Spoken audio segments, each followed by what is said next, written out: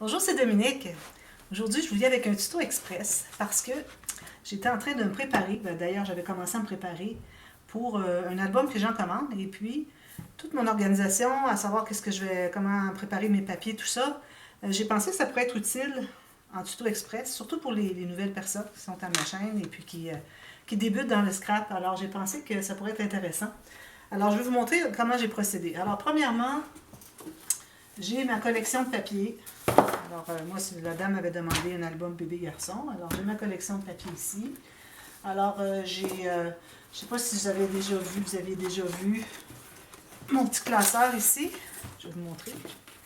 Alors, mon classeur ici qui se trouve avoir 4 compartiments, comme vous voyez. Et puis, où je place tous mes papiers. Alors, ici, premièrement, j'ai des papiers de base que j'installe ici. Ensuite, les papiers de couleur unie pour les espaces photos et puis remplir des petits espaces incrustations. Ensuite, j'ai les papiers de la collection. Et puis là, j'ai 2 compartiments. Alors, je peux mettre tous les papiers de la collection ici. Je peux mettre les cartes peut-être si je veux. Cartes et bordures dans un compartiment. Et puis le reste ailleurs, etc. Alors là, je peux m'amuser avec ça, séparer un peu mes papiers. Et là, pour ce qui est des papiers, je vais vous montrer un peu comment j'ai organisé mon affaire. Alors là, moi, ma cliente m'a demandé différentes interactions. Alors, en regardant ce qu'il y a ici, je sais que je dois faire un shaker sur le dessus de l'album, alors je vais regarder pour les petites cartes pour mettre sur le dessus. Il y a des papiers qu'elle ne voulait pas beaucoup, alors je fais attention pour les utiliser. Et puis, je sais que je vais garder un papier du dessus que je vais choisir parmi tous mes papiers. Alors ça, je vais mettre ça de côté. Et puis, je vais avoir une bordure aussi que je vais mettre sur le dessus du couvert. Alors ça, je m'assure de ne pas oublier ça, d'avoir ça toujours en mémoire, à savoir, il faut que je me garde une bordure qui va bien avec un papier de fond pour le dessus de l'album, la structure, le dessus, le couvert avec le shaker et tout ça. Alors, je garde ça en mémoire. Et puis, alors là, j'ai mes papiers. Alors, j'ai regardé mes papiers comme il faut, à savoir tout ce que j'ai comme design, etc.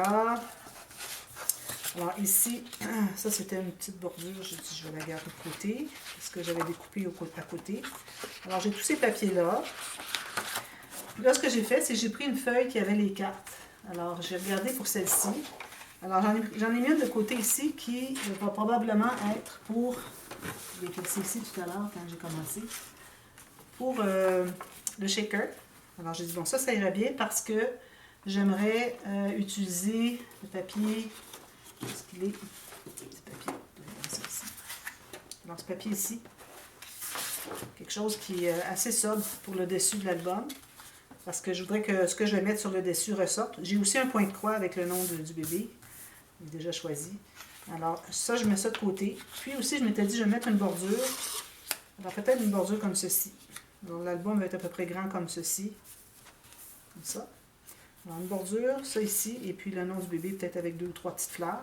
Alors ça, j'ai découpé ça déjà, parce que c'est ce que j'ai choisi pour le couvert. Alors, je mets ça de côté. Alors, je pourrais le mettre à la fin ici. J'ai mis de côté aussi ma feuille de stickers. J'ai une feuille de stickers ici, je mets ça avec les papiers ici.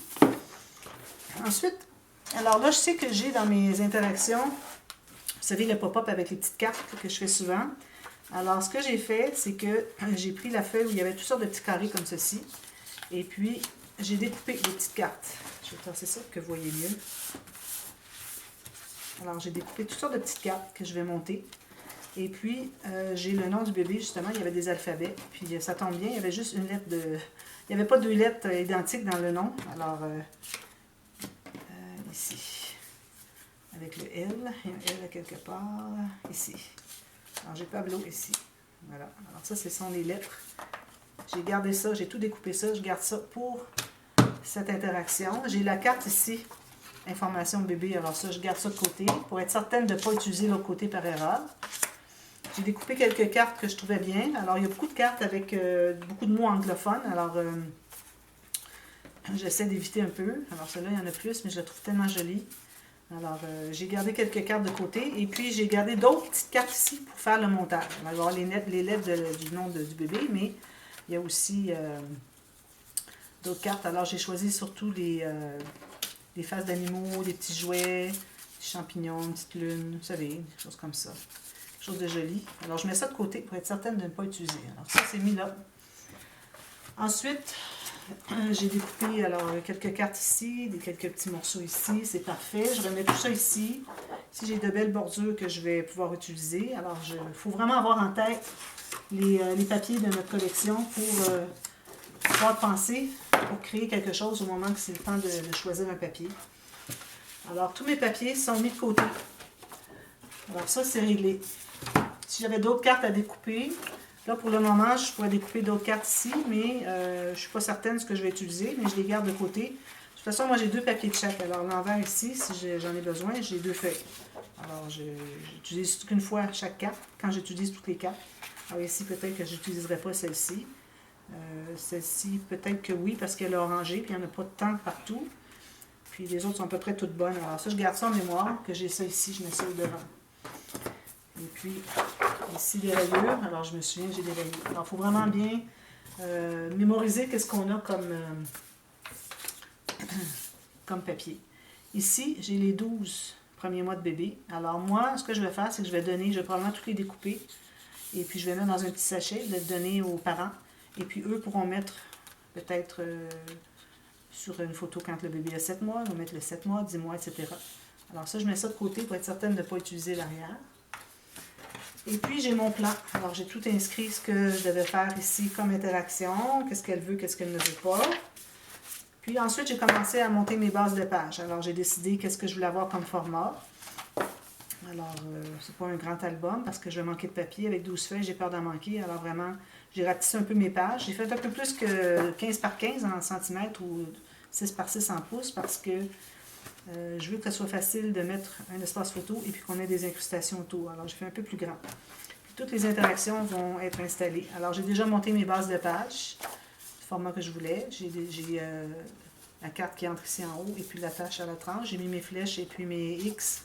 X pour la tranche flèche pour qu'il indique le haut de la page. Et puis, j'ai inscrit l'interaction que la dame avait demandé pour chaque page. Alors là, tout ce que j'ai à faire maintenant, c'est de procéder. Alors, monter des interactions, plus que je peux. Ou bien je les fais et je mate à mesure, ou bien je les fais toutes. Et puis, sauf quand parfois on doit mettre un papier design avant d'installer des choses, comme les montagnes, etc. Alors, peut-être que je le ferai avant, mais en général, je vais monter avec les papiers de base, toutes les interactions. Et puis, ensuite, je vais pouvoir commencer à mater tout ça et puis finaliser. Alors, j'ai pensé que ça pourrait vous intéresser un peu de voir comment est-ce que je commence finalement un projet. Parce que ça m'est demandé souvent comment est-ce que vous planifiez. Est-ce que vous avez un plan? Est-ce que vous inscrivez est-ce que vous prenez des notes, etc. Alors, moi, c'est une commande, tout ça, là, mais vous, si c'est un album que vous voulez faire pour vous-même, vous pouvez faire un choix des interactions que vous aimeriez voir. Alors, les interactions, moi, j'en ai tout plein sur ma chaîne. Vous en trouvez partout sur YouTube. Si jamais il y a une interaction, vous cherchez un nom que vous cherchez, puis vous n'arrivez pas à trouver sur ma chaîne, dites-le moi, puis je vais vous aider à la trouver. Mais bon, vous pouvez voir de l'inspiration sur ma playlist de dévoilement. Alors, vous avez des dévoilements qui sont des projets dont il y a des séries tutos. Et puis, il y a aussi toutes les présentations inspirations sur des albums que j'avais en commande qui peuvent vous inspirer beaucoup. Alors, si c'est quelque chose que vous aimez, puis que vous aimeriez trouver le tuto, dites-le moi, puis je vous aiderai à le trouver. Alors, voilà. Alors, vous faites une liste de toutes les pages, ce que vous avez, ce que vous aimeriez avoir. Et puis, des petites notes, parfois, c'est des choses à ne pas oublier. Puis, vous êtes prête à partir, à commencer votre projet. Alors, voilà. Alors, moi, je vais vous montrer le projet quand il va être tout terminé. Je fais toujours une présentation, inspiration des albums que je fais en commande. Alors, restez à l'écoute. Éventuellement, ça va venir pas tellement... dans pas trop de temps, là. Ça devrait être assez rapide, là, pour vous montrer après cette vidéo. Alors voilà, alors j'espère que ça vous aide. Si ça vous aide, puis vous avez un commentaire, dites-le moi. Et puis écrivez-moi un commentaire dans la boîte de commentaires dessous ici. Et puis si vous avez des questions, n'hésitez pas, ça me fait toujours plaisir de répondre. Et puis j'espère que ça va vous aider un peu à planifier vos projets. Parce que c'est difficile de dire, bon, par où je commence là? Quand on n'est pas habitué, là, je comprends le problème. Alors peut-être que ça va vous aider un peu d'avoir vu un peu comment est-ce que moi je commence mon travail. Alors voilà, merci d'avoir écouté, on se revoit très bientôt. Bye bye.